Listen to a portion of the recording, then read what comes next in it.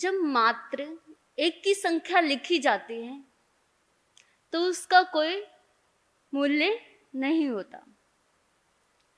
जब कोई व्यक्ति एक के आगे एक और लगा देता है तो उसकी क्या 10 गुना शक्ति बढ़ जाती है।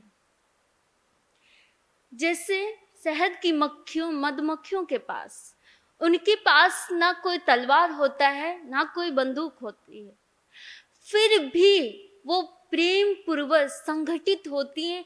इस कारण से वो क्या, उनके पास कोई जाना, क्योंकि जाएगा तो वो क्या, उसके पीछे सारी मधुमक्खियां लग जाएंगी, काट लेंगी, इसलिए हाथी भी उनसे डरते हैं। और उसी प्रकार जब जैसे कि पेड़ होते हैं, जब एक साथ खड़े होते हैं, जब संगठित रूप में खड़े होते हैं तो उसमें क्या, कितनी भी आंधी तूफान आ जाए तो वो गिरते नहीं हैं। गिरने का कोई सवाल नहीं होता। जब एकमात्र एक पेड़ अकेला खड़ा होता है तो जब जोर से आंधी आती है तो क्या हो जाता है, गिर जाती है, वो पेड़ गिर जाता है। जब तिनकों को जोड़ के जब रस्सी बनाई जाती है तो बड़े बड़े हाथियों को भी बांधा जा सकता है। बांधते भी हैं क्योंकि रस्सी से ही तो वो तिनके किससे बनते हैं, घास फूस से तो रस्सी बनती है।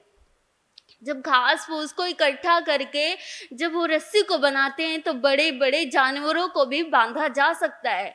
उसी प्रकार जब हम संगठित होते हैं, एक रूप होते हैं, तो हमें कोई भी, जैसे जो संगठन का रूप होता है वो किला होता है, एक मजबूत होता है, तो उसमें कोई दुख नहीं मिलता, उसमें कोई तकलीफ नहीं होती। जैसे कि हम आपस में बाई चांस लड़ाई होती है तो क्या हो जाता है, घर में टकराव होती है और बिखर जाता है। जब बिखर जाता है तो लोग क्या कहते हैं कि ये बिखरा हुआ है, ये इसके घर में आपस में बनती नहीं है। तो उसको क्या, कुछ लोग ऐसे होते होंगे जो समझाने के लिए आते होंगे और कुछ लोग ऐसे होते होंगे जो उनको और उस परिवार से बिछड़ने को कहते हैं, अलग करने के लिए कहते हैं कि तुम ऐसे परिवार में किस लिए रह रहे हो, जहां पे तुम्हारी इज्जत नहीं, जहां पे तुम्हारा सम्मान नहीं, उस घर में रह के तुम्हारा क्या फायदा। भाई भाई आपस में एक ही दुकान पे बैठते हैं, एक ही दुकान पे बैठते हैं, बाई चांस अचानक से कुछ अनबन हो जाती है। जब अनबन हो जाती है तो किसी को पता चले ना पता चले, लोगों को जरूर पता चल जाता है कि इसके घर में फूट पड़ गई है, तो हम भी जाकर कुछ मदद कर देते हैं। मदद करते हैं, कौन सी मदद? ऐसी मदद चाहिए जो हमारे घर को ही तोड़ दे, ऐसी मदद चाहिए किसी को? ऐसी मदद लेनी है जो हमारे घर को जोड़ने वाला बनाए, हमारे घर को तोड़ने वाला नहीं। एक कहानी के माध्यम से आपको समझाना चाहती हूँ। एक सेठ के घर में 3 बेटे थे। उनके बहुत अच्छा, सेठ का बहुत अच्छा कारोबार चल रहा था, अच्छी सबको दुकानें थी, सब कुछ था, किंतु जो उनके 3 पुत्र थे वो आपस में क्या, आपस में तीनों की बनती नहीं थी। वो तीनों बहुत सुंदर थे, तीनों सुंदर थे, किंतु आपस में उनकी, बचपन से लेके उनके बड़े हो गए तब भी उनकी बनती नहीं थी। कहीं भी जाते आपस में लड़ाई जरूर करके आते। ये सब बातें देख रहे थे पिता, इनको कैसे समझाऊं, कैसे क्या करूं जिसके कारण से ये एक रूप हो जाए, संगठित हो जाए।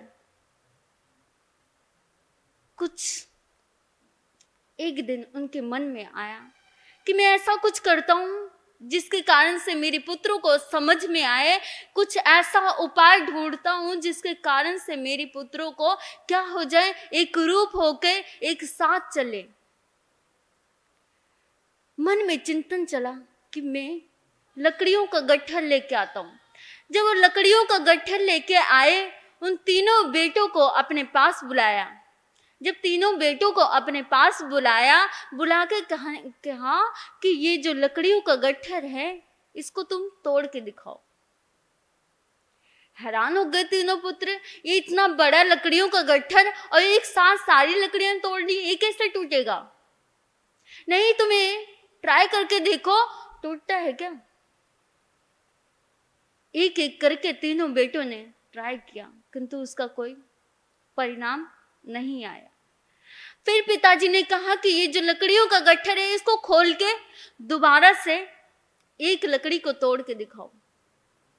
वो तो काम बहुत आसान था। उन्होंने क्या किया, एक लकड़ी निकाली और उसको जैसे ही पकड़ी उसी समय तोड़ दी। जब वो टूट गई, तीनों बेटों ने ऐसा काम किया, एक एक लकड़ी निकाली और एक एक सबकी टूट गई। वो खुश हो गए तीनों बेटे कि पिताजी देखो, आपका कहना मान के हमने ये कार्य कर दिया है। अच्छा, तुमने ये कार्य कर दिया, इसका तुम्हें मतलब समझ में आ रहा है? नहीं पिताजी, आपने ये किस लिए करवाया है, हमें कुछ समझ में नहीं आ रहा। तो मैं समझाता हूं। जैसे कि तुम्हारे आगे जो लकड़ियों का गट्ठर दिया था, उसको तुमने तोड़ने में नाकामयाबी करी, और जब एक था तो टूट गया। क्योंकि जब एक होता है तो क्या होता है, बिखर जाता है, टूट जाता है। तो हमें एक नहीं, जब हम संगठित रूप से बनेंगे, जुड़ेंगे एक साथ, भले ही वो समाज हो या फिर घर परिवार हो, कोई भी हो, संघ जहां पे होता है, जहां पे संगठन होता है, वहां पे कोई व्यक्ति दूसरा आके उसको तोड़ नहीं सकता। कितना भी कैसा भी व्यक्ति हो, कोई उसको तोड़ा नहीं जा सकता। जब समाज में अपने भाई भाइयों में जब टकराव आ जाता है, कोई उनको समझाने वाला नहीं होता, तो क्या होता है, यही होता है, बिखर जाते हैं। वो लकड़ी के गट्ठर की तरह ही टूट जाते हैं, बिखर जाते हैं। तो हमें बिखरना नहीं है, हमें क्या है, जुड़ना है। कैसे? संगठित होना है हमें। दूसरों की बातों में आके अपने परिवार को छोड़ना नहीं है। दूसरों के बातों में आके किसी को ठेस या किसी को अपने समाज से अलग नहीं करना। लड़ाई झगड़े हर परिवार में होते हैं, ऐसा नहीं है कि नहीं होते। जहां पे एक बर्तन होता वहां पे नहीं खड़कता, और जहां पे अनेक बर्तन होते हैं वहां पे टकराव जरूर होता है, कुछ ना कुछ बहस बसिया जरूर होती है। कुछ लोग जुड़ना चाहते हैं, किंतु कुछ लोग उसको हटाना चाहते हैं कि नहीं, ये ऐसा नहीं हो सकता। तुम्हारे लिए तुम इतना कुछ बोला, फिर तुम उनके साथ जुड़ने के लिए जा रहे हो, ये तुम्हारी मूर्खता है। उसको क्या बोलता है सामने वाला कि ये तुम्हारी मूर्खता है कि तुम जा रहे हो उसके पास, वो तो तुम्हें पूछता भी नहीं है। कौन नहीं पूछ रहा? क्या हम लोग पद के लिए ये काम करते हैं? क्या हमारी समाज में या घर परिवार में जहां पे इज्जत होगी वहीं पे प्रेम होगा, वहीं पे संगठन होगा? नहीं, संगठन जहां पे होता है वहां पे कोई दूसरा तोड़ नहीं जा सकता। जो मुसलमान होते हैं उनको देखा है आपने कभी बिखरे हुए? देखा है किसी ने? उनकी जो कास्ट होती है क्या होती है, कितने भी लोग आ जाएं, कितने भी लोग उनको भड़का के चल जाए, कोई उनके ऊपर कोई फर्क नहीं पड़ता। जब लड़ाई का समय आता है तो एक साथ हो जाते हैं। वो क्यों होते हैं? क्योंकि उनके अंदर मजबूती है, टकराव नहीं है, जोड़ने का भाव है उनके अंदर, बिखराव का भाव नहीं, जोड़ने का भाव है। जब हम जुड़ जाएंगे तो हमें कोई भी तोड़ने वाला नहीं बनेगा। तो हमें जोड़ने के लिए बहुत कुछ, देखो हम कितने सारे बात ऊंची नीची भी होती है, कोई बात नहीं, उसको सहन कर लो। किंतु उस व्यक्ति को आप किसी को बुलाओगे तो आप बड़े या छोटे नहीं हो जाओगे। किसी की गलती हुई है तो आप उसको दोबारा से बुला लोगे कि आप बड़े हो या छोटे हो जाओगे? छोटे नहीं होगे बल्कि और बड़े हो जाओगे, आपका सम्मान बनेगा। किसी से बात हो गई, आप उसको बुलाओगे, अपने पास बैठा के बात करोगे, समझाओगे उसको, तो आप छोटे नहीं होगे बल्कि आप बड़े हो जाओगे। किस लिए बड़े होना? आपको बड़े बनना है ना। बड़े बनना है तो आपको सबको जोड़ के चलना पड़ेगा। घर में भले ही माँ बाप हो या भाई बहन हो, किसी में भी बात ऊंची नीची हो सकती है, किंतु